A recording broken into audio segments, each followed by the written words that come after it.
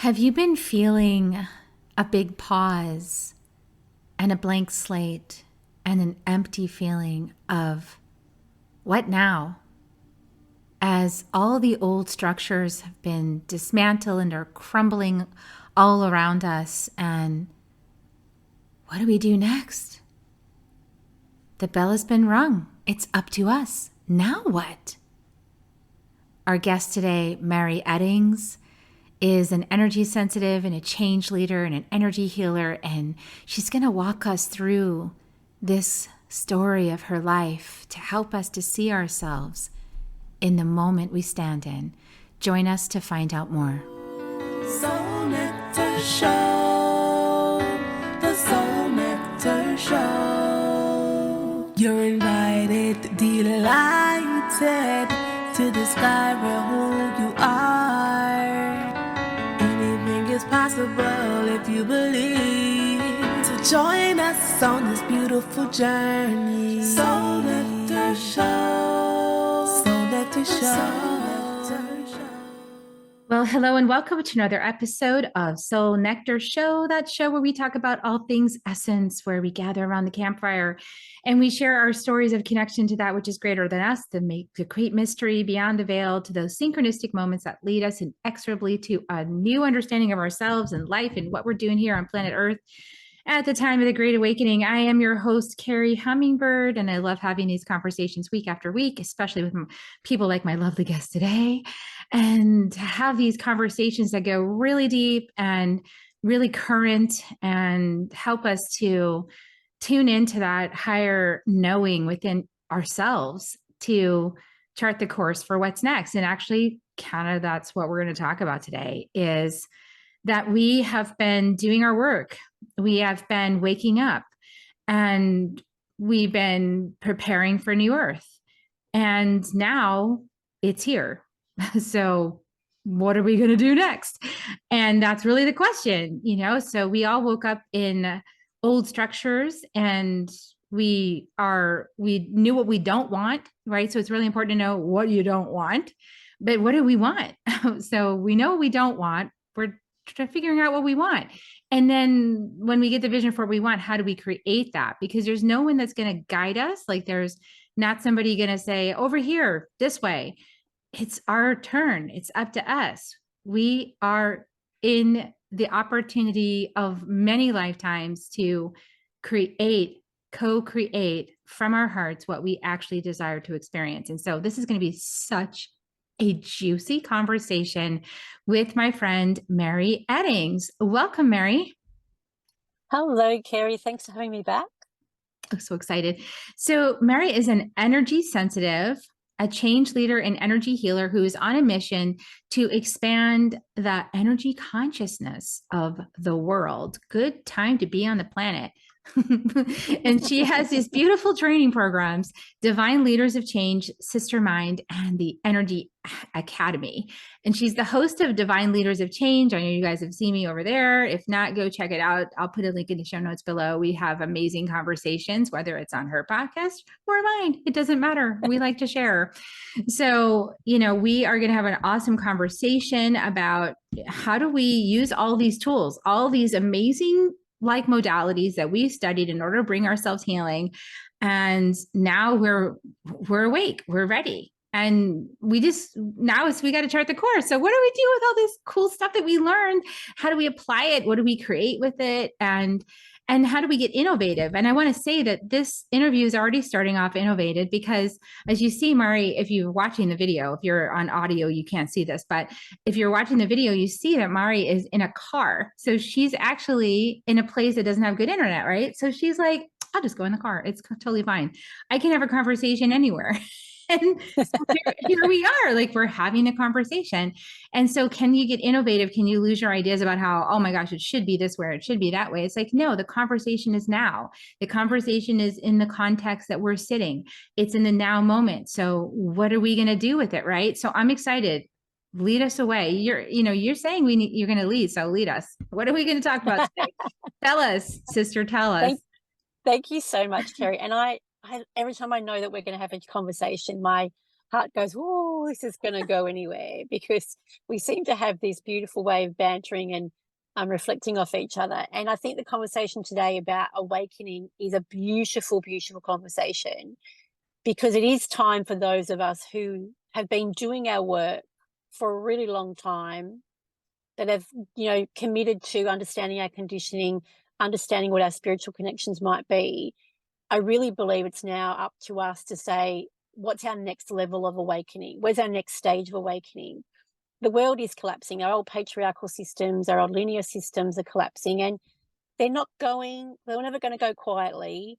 And we are seeing all of the underbelly, all of the guts of the things that we've been working on for a long time come up. Millions of people are waking up. There's no doubt about that.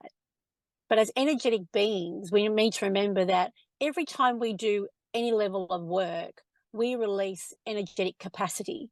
So the reason we can get new perspective, the reason why we see things differently, the reason why we can move towards our heart's desire, the reason why we can connect more deeply with our spiritual guidance, is we've released something else within our system to allow that capacity to come forward. And so while millions of people are doing that for the very first time, they're looking around and going, well, what do? I can see this really linear world, which I'm used to, collapsing. That's really scary. But what do I do with this newfound awakening? And I believe those of us who've been doing this for a long time, we need to free up more capacity now, so that we're creating that space for them to step into. So all the things that we've been dreaming of, all the things that we know in our hearts, all the desires that we've been told from our own spiritual guidance, that's here now. It's not in the future. And our commitment to being able to free up that capacity internally and actually step into it is what's going to help this next awakening flow, and will help us really collapse what is quite vile right now, be removed from community. Yeah, I love that you're saying all that. And I mean, this can express in like just about every single way in your life, right? So I feel like it's an opportunity for questioning everything. And, the practicing the 4 agreements, don't make any assumptions, don't take anything personally, do your best, be impeccable with your word. I mean, I don't know any other teaching that would be better for this time. We I agree. are, don't make assumptions is what I'm working with now, because a lot of the assumptions I make in my life, like let's say mothering, like I have a lot of assumptions that I inherited about how I'm supposed to be doing mothering. But like when I check in with myself, when I check in with my higher guidance, and sometimes I had to get support with it because, it's like, I don't know if I could handle the new guidance. Some of the new guidance is leave it alone. Like, let it be. Don't fix it. Walk away. Absolutely. Don't engage, Absolutely. And I think that is a really big message right now. We're so used to, in the linear world, going, what's the problem? What's the solution? What's the problem? What's the solution? But that world is done. We've moved out of those structures, and we're being asked to step into frequency and light. And that means our bodies will respond differently to our environments, which means we no longer have to be the problem solver. We're not being asked to do that anymore. Yay! And wherever we're all at, that's where we're at, and that's where we have to start from. And that's where we are, especially with other people, that's where they're at. And we're not here to say over here, and unless they're asking for that, we don't have a role to play in that anymore. Yeah, I've gotten that clear guidance over the last, really the last few weeks, coming down in this, almost like this feeling of completion since the eclipse. And there's, in my community, especially of healers, we've had this sensation of completion. Like all of these lifetimes of work have now come to completion, and let go, because we are no longer playing in that space. And a lot of us, all of us really felt this sense of disappointment in that it didn't work out the way we wanted. We didn't achieve everything we wanted in those lessons or in that curriculum. We didn't get to the place we wanted to arrive at. And so it was a place of really deep, radical acceptance of how it is, how it's ending, and then just letting it go, because that's the old world. It's slipping away and it's done. And we are not going to play in those spaces anymore the same way by any stretch. So yeah, I love that you're saying that. I've been feeling that and coming to my own terms of really releasing and accepting the way things were and the way it completed, and now moving forward. Yeah, it's big, right? This is not an easy thing. We're human, and we woke up in the structure, and so we had like it or not, we had a very linear structure to contrast against. So we've always had something really solid to say, "That's not what I want. That's not what I want. That's not what I want. That's not what I want." We don't have that anymore because those structures aren't there, and so it really is that responsibility being turned back inward, going, "Well, you know all of this. You've got all of this." But it's now time for you to embody it all. And it's a beautiful, exciting new beginning, but no one really has a guardrail. Like, we don't have anything to hold on to because the linear is not there. And I know that's really scary, but we must remember that we came here for that. That's why we're here. And all the things that we've been practicing in maybe a safe cocoon of the linear world, you're still safe. It's a beautiful new beginning where there's more power, where there's more frequency, where there's more light. And so anything in the light must be more expanded. We're not walking through the valley of fire anymore because we've walked through it and we've walked out the other side. But it's that understanding in the physical world, our physical body needs to get really accustomed to that. What is that new frequency and that new light that we can rely on? Even as negative as the old linear world can be, it was still reliable. It was still consistent. It was still this space of, you know, bad behavior, but it was still consistent bad behavior. Whereas now it's like, oh, can I really trust and rely on what I know to the extent where I don't have a contrast to make me feel safe? Yeah. And when we're stepping into such radically new territory, it's kind of like remembering how it must have felt for our ancestors who came to America and, you know, let's just say cross the ocean, number one, like cross the ocean, never to see that old land again, cross the ocean to the other side to not even know what's going to be there, right? Some new life, some new way of being, some new people, some new customs, and like there's no turning back. Like once you're on the ocean and you're more than halfway over, like you're done, you're going. And that's kind of what's happened with us. Like and there's no there, but there is the ancient wisdom, right? So we can lean on the wisdom in our bodies from our ancestors who took a similar journey before of not knowing, right? They took a leap of faith. They traveled across, they made the great departure. They received a vision quest from spirit. And they took that bid for power. So we do have ancient wisdom to guide us if we lean into the wisdom of our DNA, our bones. Absolutely. And we've been doing the work for a long time. That work has been preparing us for this moment. Like, none of the things that you have learned in a Reiki class or in a shamanic healing or any circles that you've been sitting in or any deep training you've been doing, that's all been preparing you for now. So it's not a blank slate. It's more that we've been allowed to learn without the responsibility of now you need to embody it. And I get that's scary. And it doesn't have to be all in one day, but we must remember that we already have it. Everything that we need, we've been given along the first time we woke up. We're all good. We need to remember, oh, it's me now. Like, and I'll give you an example. Last year, my dad lives in aged care in Australia, and his aged care provider decided that they wanted to close his aged care facility. And was really clear to us that they were not acting in good faith. They were just making things up because the land where he lives is really quite expensive now, and they wanted to be able to just do anything with the land. And they didn't do a lot of research, and they didn't do anyway. Long story short, I led a campaign to the governments, both federal and state here in Australia, to remove them as the aged care provider and have somebody else come in and run it. And we won. And while that sounds really simplistic, it was 12 months of having to go up against some of the most dictatorial, abusive leadership behavior that I've seen in a very long time. And the fact that that exists in our CEOs and our boards, that's the old structure that we don't need. And it took every fiber of my spiritual knowing my leadership skill, everything that I teach, to embody it every day, to be able to bring that to a victory, not just for my dad and his immediate friends, but for our community, because we now have a community asset that we'll be able to keep for 40 years or so. But if we didn't stand up in our spiritual knowing, that would have been lost, because the government departments weren't interested. I mean, oh, well, whatever, this company says it can't be saved, it can't be saved. I had to go and do all the work to prove that it could be saved and find somebody else for them and solve all the problems for them.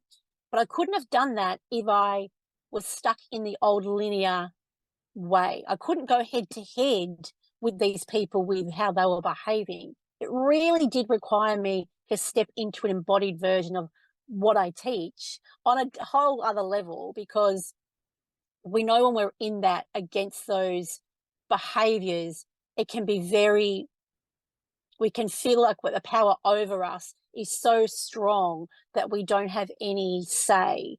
And our spiritual guidance reminds us that no, power over is not the strongest power we have access to. Power within is where everything happens. And one of the things that was amazing at the end of this, Kerry, was I had politicians who would engage, who would stand up in community meetings and say, the reason why this was so successful was because it was led with love.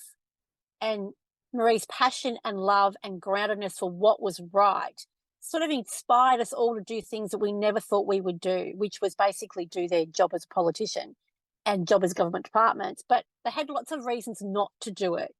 But I think we must remember the power, when we come from the power within, we don't just inspire people intellectually, we energetically sweep them up in where it is that where we can be. That energetic frequency, when we raise it, is powerful. It gives us another insight into what's possible. But also remember, as energetic beings, we will always go to what is the most dominant energy, and dominant not over, but dominant at in frequency. So the more that we embody and live in this space of higher frequency, for want of a better word, the more we're sweeping people in to their higher consciousness.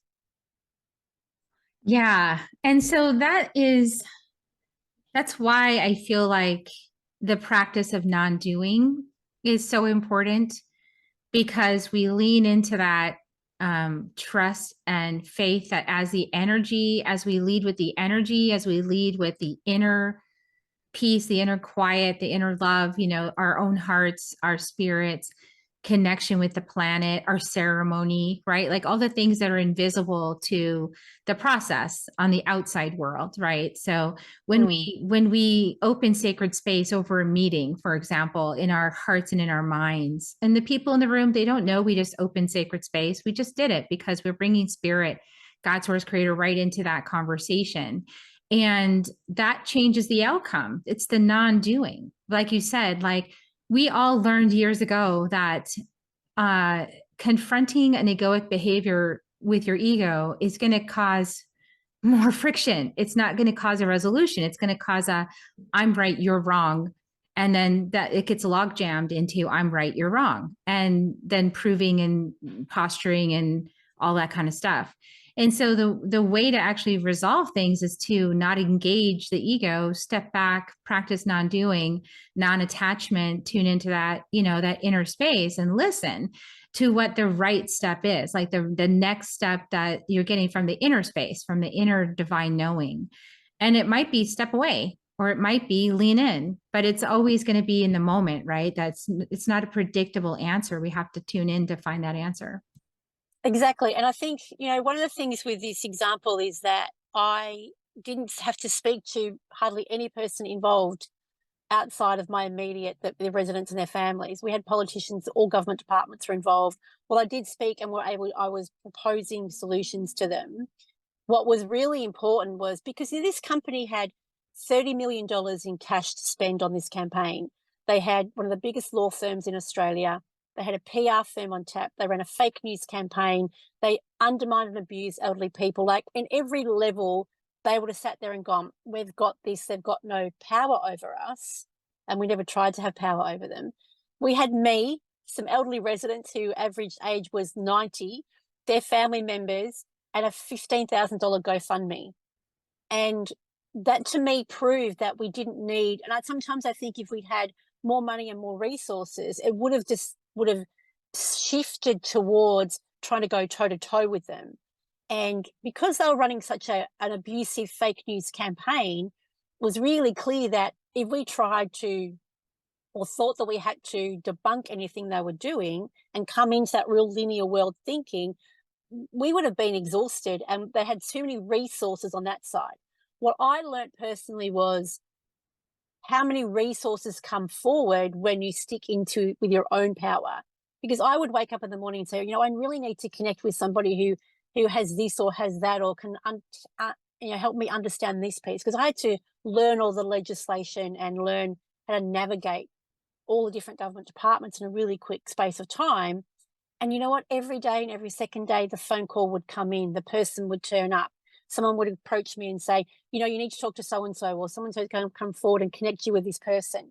We must remember that when we're in energetic resonance, that resources turn up, that we're not the one who has to mine the gold all the time. We're not here to sit on the podium and say, I have the answer, follow me. That guru model is gone, that we're actually here to ignite the collective for us to work together and raise the buoyancy of each other so that more people get access to all different types of resources. And I think that was my biggest personal aha when we sit in with the power within, just how potent, but also how healing it is for the community, because we give them a space to move into. Yeah. And it's also like the decision to stay present with that power within without letting your attention be hooked and distracted by the mechanism of the egoic consciousness that wants to suck you back down into the argument, and to just go, okay, this person is fully invested in their egoic consciousness, right? And I'm not going to engage that. I'm going to just stay present and see the love in their heart, that they are, I am you, you are me, right? And not make them different or separate. And I think that is one of the things that we're waking up to, right? Because I can't tell you how many times, Maree, last week, my husband and I, we've been putting together these Soul Nectar tribe gatherings, and we've been looking at these Toltec books because we find so much wisdom in them. And the one we just looked at was The 5 Levels of Attachment by Don Miguel Ruiz Jr. That is such a great book. Have you read that book? I'm just curious. I have started that book. It's really good. And there's this part where he gives the 5 levels of attachment, and he uses like the idea of like the, a soccer team or something, like your engagement in soccer, or your love for soccer. And he moves from the authentic self all the way to fanatic, right? So the authentic self is like, the game is great. I don't care who's playing it, where it's being played, what stadium. If it's just kids, it's fine. If I'm just in the backyard or whatever, I don't care. I love it. And it's just, it's an experience. And when you get to fanatic, it's like, oh no, like if my team loses, I have to kill myself, because it's like part of my identity and it's my worth and everything else.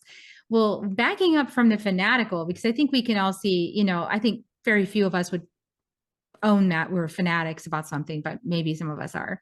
But backing up one step from that is intrinsic. So we've made it an intrinsic part, that attachment, an intrinsic part of our identity.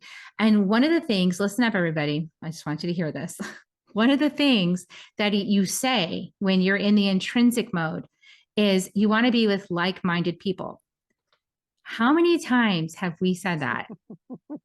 How many times, light workers, I'm just saying, have you said, I want to be with like-minded people because those other people are not my kind?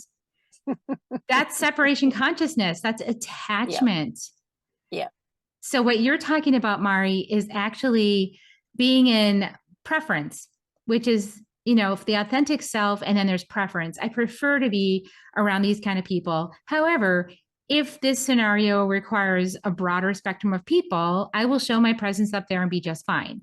And that's what you're saying, right? Like you're saying you have a preference probably for conversations with like this, with people like me, but you're also like, I'm also going to invest my energy in this space. It's going to include this wide spectrum of people because, you know, I want to help resolve this in a higher way. Is that kind of how you're feeling? Yeah, and it's really interesting because, you know, I've ran a lot of massive change management programs in my career, my old corporate career. And that requires, you know, you get a communication pack and you get everybody on the same page and it's the same message and everyone's walking the same talk and we use language like on the bus and off the bus. And of course, I'm dealing with elderly people, and some of those people are in their late 90s, which means their children are in their 70s. They're not technologically sound. We're not in a community of, I'm not in a corporation. They have no obligation to me. I've got no obligation to them. It was and some people decided to move their parents out, and that's totally their decision. It wasn't run from the top down. We couldn't be run from the top down. So the only thing that I really had to trust and rely on was the power of me knowing what I could do and trusting that that frequency would allow other people to do what they needed to do. I couldn't like tell people what to say or what to do if they were going to the media, or we ran community rallies and other people ran them and I wasn't involved. And it was that letting go of having to have any level of control and knowing that whatever I had to give was going to be enough. I remember we engaged this lawyer and he said to me, it can't just be you and a few residents and their families. And I said, this is what you've got. This is all we have, and that's going to be enough. Because he was thinking in this linear, you know, where's your website and where's your this and where's your sign-up pages? And we don't have money and we don't have time. I've got no resources for that. We just say really focused on what we're trying to achieve here, which is to save our parents' home, and the community gets to keep this community asset. That's it. We can talk about removing the board a different time. We can talk about getting the CEO sacked, but that's a distraction, and that's a section that is not going to get us to what we need. And I think having that lack of what we would say material resources available to us just kept us really focused, which meant when we were having conversations with ministers who could make the decision to help us, it was really direct. We gave them the problem, we gave them the solution, and they agreed. There was none of this is not fair, you need to step in and save us, you know, you're the bigger person. We couldn't dive into any of that. So yes, it was a very much I've got me, and the biggest power I know of me is my connection to my energy and my power within. And I had to really, and to be honest with you, there were days where I was in the corner sobbing because it felt too big. It felt too big. And a lot of healing had to happen on my level to allow all of this to unfold. There's days I really wanted to control. There are days I wanted to call that CEO and go, how dare you? What are you doing? Thinking that she might come to some level of reasonableness, but we weren't dealing with that, which is in hindsight a great lesson. But when we're in it, we must remember that the biggest power we have comes from our heart, comes from our focus of what we're here to, why we're doing what we're doing, who is this for, who is this going to serve, and we can continue to come back to that. I think, you know, being in preference, being in authenticity, being in all of those stages comes forward for us. I don't think we create it. I think it's always there. We just have to be willing to see it and rely on it. And that word trust keeps coming up around, you know, we have to believe it and then we'll see it. And also you have to take action, but inspired action. So this kind of blends, like for me, it blends in the other reality, there was the way to be an activist was to get out with your, you know, your board and get out there and protest, right? Like be on the front steps of the Capitol and lie down in the street or whatever it was and like protest, right? So that was the thought, or do marches or things like that. So take some physical, like massive action. And that might still be part of the solution going forward. And the interesting thing is that we know from non-doing that we can actually, through private ceremony, through collective intention, right? Power of 8, through all of this intentional work, we can actually create the outcome, set it into motion in the field for what we do desire to come to be. And then everything, if we tune into that energy of that creation, it will instruct us as to what the next step is, right? Like the whatever the divine synchronistic engine for how it all comes together on that manifestation will come together and tell us on the inside, okay, your piece is this, do this. And but that takes tuning in, right? It takes like listening, tuning in, you said, not getting hooked by egoic ploys, to suck you back into this roll the boulder up the mountain, methodology, which makes it hard. And then, yeah, like when you have feelings, I love that you always said that too. It's like when you have the feelings, feel them. Go ahead and feel those feelings, because probably, I still believe that a lot of these situations that come up in our lives are there to, as a spiritual exercise, to help us to face and heal feelings that can only be brought up in a similar circumstance to what had caused them originally. And so maybe in some other life, something really unfair happens, like a whole village lost its homes and everything was burned down to the ground. I mean, we've all had lifetimes like that. And so now you've had this ability in this reality, right, to approach it from a different, higher place and have a victory. But in the process, also stopping to feel all of these feelings that are probably compounded from lifetimes of having those same kinds of injustices happen. Oh, exactly. And look, it's a total parallel to how I was raised in this lifetime. Being a woman in a very patriarchal environment, not having a voice, and told that my voice wasn't relevant and doesn't matter what I do. As a woman, no one really cares what you've got to say. Having that brought up and feeling like that when those, really egoic male dominated structures have a voice, then you have no power. So this was a perfect parallel to releasing some of that old trauma from this lifetime in my childhood, but also many, many lifetimes where we all, we've been on this path for a while. We know that we've been trying to unhook this system for many, many, many, many times over. And we're now in a stage where we've got enough to actually unhook it and let it go. So I absolutely agree with that. And, personally, I think there was that you talk about the non-doing. There were so many times when, our old self would go, let's make the list. Here are all the things that must be done. What was really clear was I physically couldn't do all of the things, but we get deeper clarity on what the actual problem is and how to actually get to the solution that we need. And that means that there's a lot of things that we don't do. And a lot of that for me was taking on the burden or the role of trying to have resources that would have distracted us from what we were trying to achieve. And so the non-doing part was really powerful because I had to trust that what we were doing was going to be enough. It was going to be more than enough. And I couldn't let any of my mind go into that we don't have this and we don't have that. Like none of that thought pattern could happen. It was no, we'll be fine. I had a deep knowing that we would come out the other end. Not many people agreed with me. But because it was coming from a place of my guidance, not egoic guidance, but there was this deep knowing that this community and the people, the politicians, the governments were looking for a reason to do the right thing. And I just kept telling myself there's a part of them on their consciousness, whether they know it or not, that really wants to be involved in this on the right side of this. And that's what actually came to be. And they would sit there and they go, I've got no idea why I went out of my way to help you. I've got no idea why I got a whole team together and deployed them to work this out for you. Like they don't normally do that. Now we know why people do that. And they seriously sit back and they go, like, wow, look at what you all achieved. They're very proud of what they did.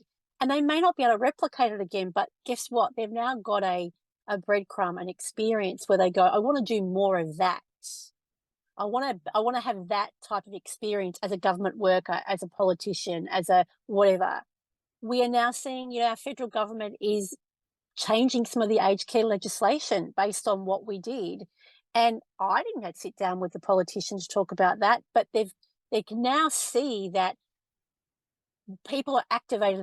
They do want to have a voice, and they do want these things to be better. And they're not going to sit back and say, no, we're just not going to say, oh, well, they're old people, that they've got no rights. We've really activated communities around Australia that says, no, no, no, no, no, no, no, no, no, you don't get to walk over my 90-year-old mother anymore. So the ripple effect is really amazing. And I don't have to be involved in any of that other than that we have set a new benchmark. And I think that's what people coming into their reawakening are really doing, is setting this new benchmark for what we're going to say is that's where we start. That's not where we end, where we thought we were going to before when we were doing our spiritual work. That's now the new beginning. That's the new benchmark, because we are stepping into a much more frequently buoyant space. And while that's new for us, we've got to trust that all that work we've been doing, it's now, the payoff is now coming. The payoff is now here. I love that. I love that. So there's two things that I'm just feeling in my heart so much with what you're sharing. And one of those things is that, yeah, like we have been practicing, right? So many of us that have spiritual businesses, we have been practicing, right, the feminine way of approaching the business. So tuning within, getting the vision, having the knowing inside, following that guidance, and trusting it. And if we're told to go right, we go right. If we're told to go left, we go left. And then we find out why. And we've been doing that. We've been practicing that in our own lives, right? And in our businesses, and putting our money on it, right? Like literally putting our money on it, which is like the most vulnerable thing you could possibly do in the old paradigm. And so, yeah, we have been. And I love that.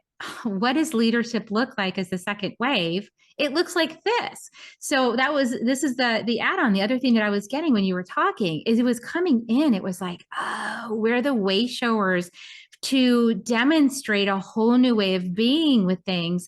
And not only that, but the primary lesson on the planet right now, the primary shift in consciousness is to come out of me consciousness into we, and to like come out of self-service into service to all, like service to the collective, right? And so this is a perfect example of one of those situations that came up in your personal life so that you would hook your attention, right? So you knew you needed to do something with it, and then would give you an opportunity to be the way shower and the demonstrator of a new way of being with divine feminine wisdom. And also that you would be a way shower in terms of, this is what it looks like when we care about others. This is what it looks like when we're a community and not just about ourselves and our own profit. This is what happens when we put all of our relations into the equation. This is what happens when we have a talking stick circle and everybody shares their voice, is that we come to the solution as a community, not as a me centered person, but as like a us, a we. How do we want to be in right relationship? And this is how we come into service and also move into right relationship, which all of us are really feeling, I think, on the planet, the desire to come into right relationship with love, with, service, with each other, with the planet. And we're in, if you're a younger soul, you don't know how to do that. You just know that it doesn't feel good to be greedy anymore. Like greed feels bad. Everybody wants to step away from the Monopoly game. They're like, I want to put this thing away, but I don't know what other games I can play, but this is the only one I know how to play. And I hate this game, and I want to trash it. And yeah, but like, what do I do next? How do I play a different game? And that's what we're here for. We're here to, be the leader through it, but not in a way of like telling people what to do, but in a way of like, but demonstrating, like tuning into that higher knowing within. I love everything you just said. And I think that like, if I think back, I definitely had experience in navigating change and leadership. And that was the thing I physically brought to the moment. And personally, what I was really struck by was just how many people were going, we're just going to follow her because she seems to know something that we don't know, because everyone knew what was going on. I think I just had ability to stand up to the bully without being the bully. Like, because sometimes we go, we need to, show these people, give these people a lesson, but we end up being the bully ourselves. And it was really being able to navigate through going, well, they think this is going to happen, but we want that. So we're just going to have to focus here. And we have to focus all of our open hearts, our love, our dedication to our family to get there. And we formed a little community. We had a little WhatsApp group, but if people actually saw how we did it, they would be like going, what? There was no like massive, law firm behind you or budget. No. And that's why my personal lesson was the power that we actually have. So if you've been doing your work, it's that trust that work you've been doing is not just to make you, and not only to make you feel good in the moment, because a lot of times we come to this work because it feels so much better than what we've been experiencing, but there's a vibrational resonance in your system and in your soul that now wants you to embody and be. And so, as you say, Kerry, when we come up against these situations in our life, we don't forget our spiritual practices. We don't forget what we've been taught. We bring them with us and we hold them in our heart, because that's actually setting the new blueprint. That is actually setting the new way that we communicate. And what really keeps coming up for me is, what do we expect? Like, I had so many people say, there's no money in aged care, Maree, like, let them do what they want. And you go, why should we expect that our parents are now a commodity for someone who wants to make more money for their CV to look better? That's just not a benchmark I'm prepared to live through anymore. And I think if we tap into our spiritual learnings and what we vision and what we want and the world that we want to be in, that's now. And so when we bring that into our everyday, we'll be surprised the interactions we have that we're really having on our communities. We don't need to invite people to a circle all the time or be in a program with people. You walking that talk and being that person. Because I do think the majority of people on the planet right now, their consciousness, whether they're aware of it or not, is like, their mirror neurons are out there going, I need where's that next level of consciousness? They're really wanting it, because as the structures die and collapse, that collapses within us. And so we have a capacity now. So what are we going to put in there? What are we going to guide it for? What are we going to, I suppose, stand for as leaders in this moment in time that we've come to? And so I would say both and. So from my perspective, yes, absolutely. Like, I don't want to find myself in the intrinsically attached category. I want to be able to hang out with anybody and be loving, kind, and generous, and with my heart open, right? And accept them for who they are and where they're at in their journey and what they think is true. And know that that's going to evolve as they hang out with me, just by virtue of being around the energy, right? The energy that I allow to flow through me. And, and I would also say, and being in community to magnify that energy is also really powerful. So like that power of 8, that power of 12, that like those sacred communities, I'm part of like sacred economy communities right now. Those are really powerful in terms of elevating the consciousness of prosperity, healing the money conversation, right? So healing manifestation, redefining what that means, playing with the divine directly in terms of a group consciousness, right? And then learning from each other, like seeing a reflection in the mirror of each other and doing your shadow work. Like the more of that stuff that we see and clear and heal, the more that we can open up access to new potentials, right? So we're burning and releasing what we don't want, but we are also calling forth what we do, the new vision, what is, and trying it on, like, what does freedom feel like? Let's find out. I'm not sure I know, like what is, what does bliss feel like? I had moments of that.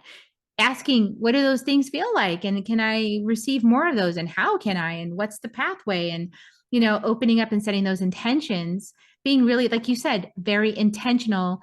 Being intentional with anybody is going to work, but being intentional with people who know how to be intentional is like supercharged, like, right? It's super powerful. So it's like both and like, yeah, I feel like we can strengthen ourselves as leaders in community when we understand each other and we know how to use these tools to catapult ourselves higher. And then, have conversations with others that don't know anything about what you're saying on a WhatsApp chat, whatever, but they're learning and you're learning their language, right? Like I bet you learned how to talk to them about what you know to be true in a way that they could receive, because I know who you are. I'm quite certain that you figured out how to speak to them. Is that true? I mean, is that just my assumption about you, or was that what you experienced? Absolutely. And, it was that if I think about it, this came along in my life, say 10 years ago, I would have been the bully that said, right, I'm going to fix that CEO and I'm going to and I probably would have won, but I would have killed myself. And I wouldn't have actually secured our family's home. There would have been a massive compromise in there. So we might have got got rid of the CEO board victory, but we would have lost what was really important, what was actually what this was really about, which was our elderly parents feeling safe in their home, being taken care of, and the community having this amazing asset for many, many years to come. That was really what was required. What was interesting was, I'm a coach, and a lot of it, this brought up a lot of issues for family members, and I was inadvertently coaching them through it, listening to them, having compassion. The old me would have gone, oh, for God's sake, they're not useful, they can't help, but that wasn't relevant. My internal shift was my compassion and ability to hold space for them wasn't dependent on them being or doing anything different than who they were. And so it didn't matter. It didn't matter if a family member said, my mum can't cope with this, I'm going to move her out. That has to be your decision. Like, having numbers in the home absolutely strengthened our case. But I had to trust that those who were able to stay would stay, and it would all work out, and not chastise or have any feeling towards those who didn't have whatever capacity for them to be there. Like, that was never a contemplation for me. But as you say, I had to bring and allow people to be who they were. And I said, reflective 10 years ago, I probably wouldn't have been able to do that. I wouldn't have been able to have that level of space holding, compassion, coaching, support. And I wouldn't have been able to listen in a way and have that knowing that I'm not here to change people. I'm not here to dictate to people. I'm not here to tell people that this is the only way we're going to get there. So you must get on the bus and you must support us. It was actually the opposite of that. And that was all in the moment. And it was all of my skills just came forward and kept leading me. I had a lot of dragon energy come through, and I went, right, the dragon's going to be here to protect, and the dragon's going to, make sure that our family members are safe enough. And it was a real, a eclectic experience. When we talk about other people, and I love the way you frame that, we must now let go of, I call it the guru model, I know better model. It really is a time for us to focus on those, I call them energetic behaviors and experiences that we might have glimpsed into, like bliss and joy, that this is our new benchmark. And so I think about prosperity as being the open heart where we trust and have transparency. And we crave transparency so much that we're not worried whether someone's authentic or not. We're just allowing that space for them to be a little bit more connected to their truth, and a little bit more connected to transparency, and a little bit more connected to their own intuition, because that's powerful for them. And I'm not here to dictate where they should and shouldn't be, but every time someone gets into that new energetic frequency of prosperity, their world changes, but so does the world around them change. So that linear world that we've been, navigating is not only about the depths of violence and bullying and power over, it's also about releasing us into that next level, which is space, it's buoyancy, it's magnetism, it's grounding. And prosperity then can be, we get to hold the capacity of joy and love and peace more and more and more and more and more. Because that's why I believe that the capacity we've been freeing up as we started the conversation, when you free up capacity with the work that you do, it's not so that you've got more armor or you're more resilient to the old system. It's so that you can hold the new way in your heart. And that becomes your norm. That's the new benchmark. And then everybody gets to be where they get to be, because we've accessed a new level of consciousness, this new level of energy consciousness, where everybody gets served, where everybody gets their ability to hold that space more and more and more every day. Oh, I love that. I love that. And I also love how it's like the background conversation, right? It's the influence of the energy. And Absolutely. White Eagle told me this a long time ago, when I started my journey, like 2013 or something. Said it's not about fame, Carrie, it's about influence. And so it's not about, of course, I'm a sage. I totally want to be famous. What sage doesn't want to be? But it's not about that.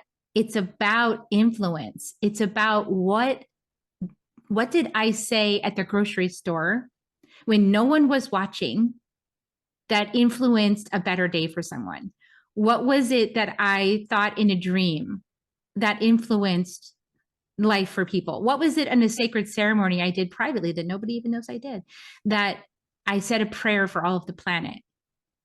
That is influential. And your own work is influential. Like your work, my work, everyone listening to this broadcast, all of our work that we do on ourselves that we have been diving into the shadows to heal for so long. It feels like, how much more shadow is there? But it's like, we did it. We went through the process. We got to the place where we're not afraid of the shadow. We're not afraid of that thing. If it comes up, okay, there's a shadow. Big deal. Okay, there's some jealousy. Oh, well, there's that. It's a pattern, not the person. We're no longer in that, like, drowning in our own shadows and self-loathing for having them conversation, which a lot of people might be as they're waking up, right? But we're here in this place of like, okay, yeah, those are shadows. Cool. That's what that is. I feel like that's what Jesus was doing, right? Like walking the earth and going, oh, jealousy. You don't need to feel that, sister. I see you're feeling that. Let's let that go. It's like so neutral, so like compassionate, just so like love is self-empowerment. I heard this yesterday from another speaker. Love is self-empowerment. That is so powerful. It's not about fixing it for people or making sure they have no challenges or making sure you never ever said anything that ever like triggers a person and, having a smile on your face all the time and always being light. No, it's about empowering ourselves and others to be as we are, to be divine, to accept ourselves, to love ourselves, and to move through our challenges. And I love the fact that Mother Earth just went, here's one for you, Maree. And just like put it right in your lap. And like it's like your little classroom, but it's not like nobody signed up for your program. But like every single person that you got connected with, I know learned something from you. And you were in vast service. Yes. And some of those people will now take your class, at some point, because they'll be like, oh, maybe. I think what was really interesting about the community is I didn't have to know what was happening. I would hear.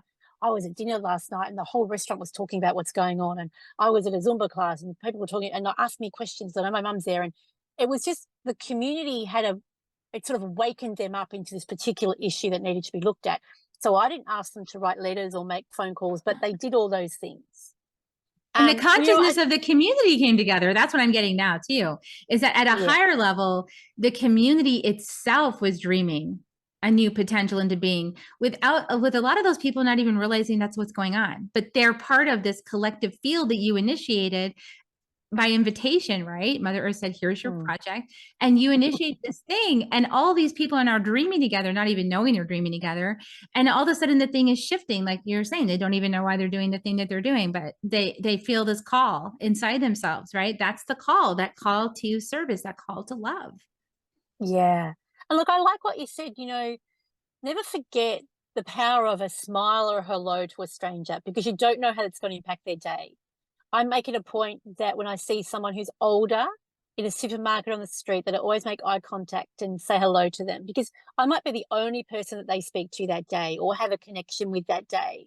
And I think when we remember that we are all connected, so if you're feeling lonely, help somebody else by giving them a smile and a hello and even a little wave, just to remind them they're not alone.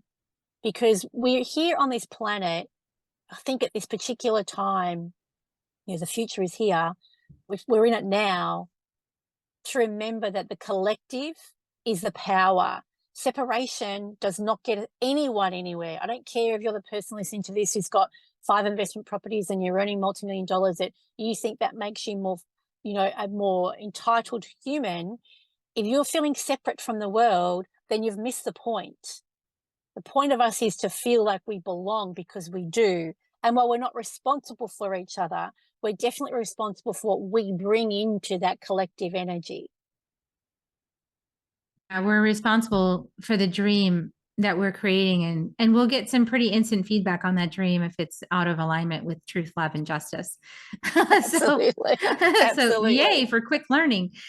So beautiful conversation. I love this so much. And I know that, you just have so much going on. And I want to say it again, Maree Eddings, she has a podcast, Divine Leaders of Change. I'm going to pop some links below of conversations that we've had, just had some amazing conversations. If you like this conversation, there are more. Plus, Maree's been on Soul Nectar Show before, so I'll go ahead and pop that in too. So you'll find that in the show notes. And I know that you do lead people. You actually specifically lead people, like you coach them, you train them to be leaders. And I know that people are inspired by all that you've shared today. How do you want to be in service today? Like, what's the best way for people to get connected with you? Is it the podcast or your website, or what do you prefer? The best way these days is to come on Instagram, Maree Eddings, at Maree Eddings. I have a beautiful 14-day called the Great Grounding Palooza. It's a really good way for people to come back into remembering that our physical body and grounding into that body is how we create the capacity and space for us to be those leaders. It's fun. It's really easy. It's a great way to connect with me. I teach every day on the 14 days. It's audio recorded, so you can just tap in wherever you are. Come to Instagram, DM me if you want to know more. Let's chat. There's so much going on, and I think it's such a beautiful time. And I want to say to anyone who's listening, who has been doing their work, who may be right now feeling a little overwhelmed, is probably the wrong word, but it's like that little angst about what do I do next? Because I feel like I'm being redirected, or I feel like I'm being pulled in, and I'm not quite sure what to do. Just really take a breath and give yourself a hug and be really grateful for the fact that you've been doing all of this work, because you, my friend, are the people that are really going to reshape and as we say, show the way through for people. And we don't need the burden. Kerry and I have talked about the burden of the big vision before. This is not your burden to carry, but it's definitely your joy to embody and your joy to prosper from. Oh, I love it. Oh, it's so exciting. Wow. Powerful. I knew it was going to be a great conversation. So great seeing you. And if you guys love her as much as I do, check her out on Instagram and the links below. And we're going to give kisses. You want to join me in kisses? Here come kisses. Look, guys. You know who gets those kisses from me all the time is my cat Sensei. He loves them. Anyway, love you guys. See you next time on Soul Nectar Show. Bye for now. If you found even one gold nugget in this episode of Soul Nectar Show, will you do us a favor? Will you subscribe, like, and share this episode? Maybe even write a comment and let us know what you thought about it. We really, really want to engage with you at a much deeper level. Let's be part of community together. Have a great week, everyone. Bye for now. To dive in deeper to nourishing conversation, visit soulnectar.show. Soul Nectar Show. Awaken away to show. Take a sip from the drip of nectar, from the source of who you are.